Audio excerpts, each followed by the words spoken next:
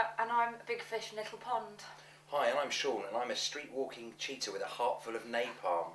So, what are we looking at this week? Coming up, we've got Coldplay's new album. We've Yep. got Attic Lights, my new favourite band, and we've also got 60-Foot Dolls. You probably haven't heard of them, have you? You're too young. Well, you told me a little bit about it earlier. You followed them around or something. Not like that. That sounds just dodgy, yeah. Cool. So, you both took a look at the new Coldplay album this week. It is going to be a huge album, isn't it? Well, I don't know. I would have gone in thinking I wouldn't like it. Sean, you're a Coldplay fan. I was looking forward to it. What's happened in some kind of bizarre role reversal? You really like it, and I think it's their weakest record to date. Quite And we're not just being ironic and awkward, it actually is what we believe, isn't it? Yeah, well, I put it on, the first track, I was like, oh my god, it's like The Cure. Life It's in Technicolor. amazing. It's absolutely brilliant kick-off track. Does so sound like good. The Cure, starting to wait for something to happen, then it turns into a Joshua era U2, and I then don't know nothing happens. And that's the thing I think with the record, is I think, they spent so long in the studio with Brian Eno trying to get a new sound, they've actually neglected to write any good songs. And there are about 3 or 4 standout tracks on it, but the rest of it just sounds like, to me, like a pale imitation of Joshua Tree U2. I don't think so. I think that it's the best thing they've done by a long shot. I've never really liked Coldplay. They're just boring old pianos, crap. There's still a lot of pianos on there. It's sort of it's just this one little period of music which was really dull. And now this is really good. Like that track Lost is amazing. It features such great lyrics. Oh, as, it has got good lyrics. Or a big fish in a little pond, or a Yeah, little I fish in a love big it. pond, or terrible It's so lyrics. cute, it's so nice and romantic. It's a wicked album. You can't write lyrics to say, soldiers, you got to soldier on. Makes the Killers sound like Oscar Wilde. But we do both like one track, don't we? Well, I like about 3 tracks on it. I think there's a great track called Yes, which it stands out for me because it harks back to the second album, God Put a Smile on Your Face, and it's quite a dark track. It's A little bit Beatlesy, isn't it? it's with the- very Indian strings, a bit psychedelic. You used to think it sounds a bit like Dave Gahan from Depeche Mode as His well. voice does, yeah. His voice is He really, drops really it down deep. a few Yeah, octaves, it's doesn't really he? deep, It's a really great deep. track. There's also the title track, Vida La Vida, which is on iTunes. It was an exclusive to iTunes to quite bump up the album in advance. Yeah. That's a really good track. It's kind of orchestral pop. Reminds me a little bit of R.E.M. It's probably the most straightforward pop song on the album. Violet Hill, the single, I really like. I'm not too fussed about that. I think Lost should have been the single, to be quite honest with you. I think it probably will be a single. I think a lot of it just sounds like half-formed ideas for me. Not at all. I reckon it's far more basic on the other albums. I think they've taken it up a notch. It's just a lot more behind it. It's a lot more interesting to listen to, more layered, more intricate.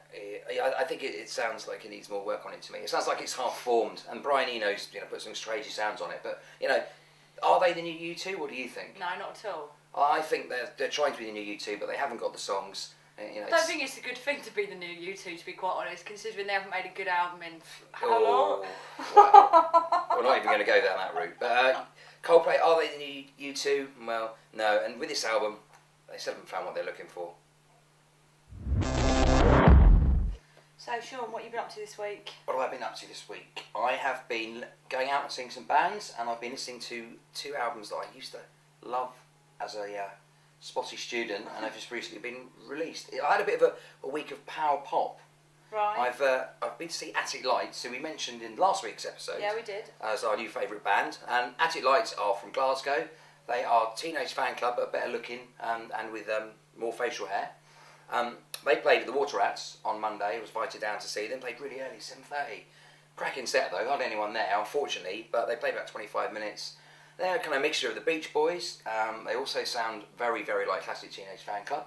So, they're produced and managed by Francis McDonald, who's a drummer in Teenage Fan Club. Right. If you like your sort of 4-part harmonies, fuzzy 90s indie guitars, killer 60s choruses, they are a fantastic band. They're the soundtrack of the summer.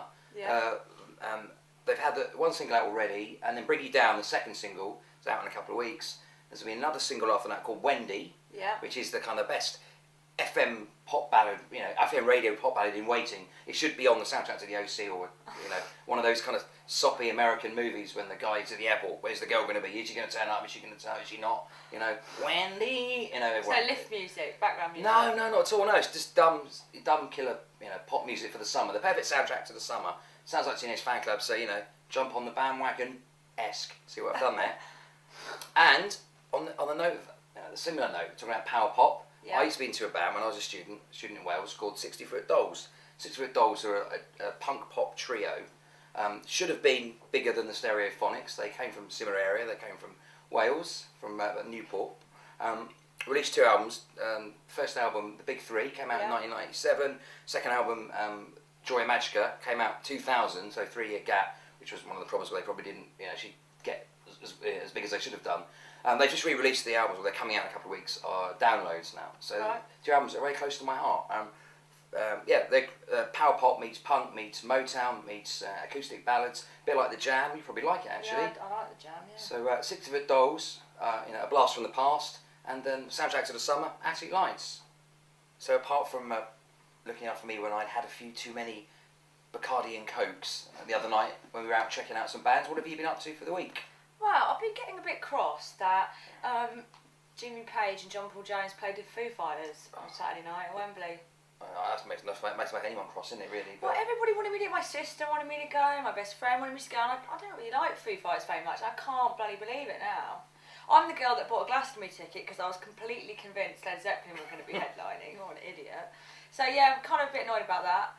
A couple of good You didn't miss tunes. much, really, did you? Oh, come on. Foo Fighters and 2 blokes of that, Led Zeppelin. Whatever, it's amazing. I'm totally gutted I wasn't there. But in terms of tunes I'm listening to, new Sigur Ros track, Gobeldegook. Really like that. Is this the one they sung in English or in Icelandic? No, this one's in English. Right, okay. But I downloaded the album the other day and it's just terrifying because I couldn't even pronounce the title of the album or any other album track.